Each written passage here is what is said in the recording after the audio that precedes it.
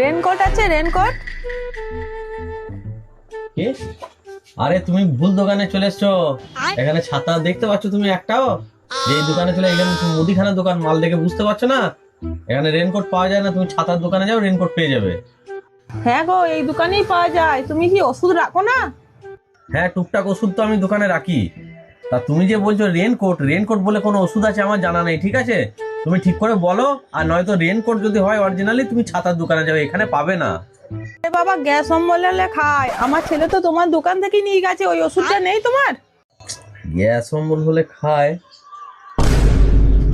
আরে ওটা তো র্যানট্যাক হবে। তুমি রেনকোট বলছো কেন? তখন থেকে রেনকোট রেনকোট বলে আমার মাথাটা খারাপ করে দিল।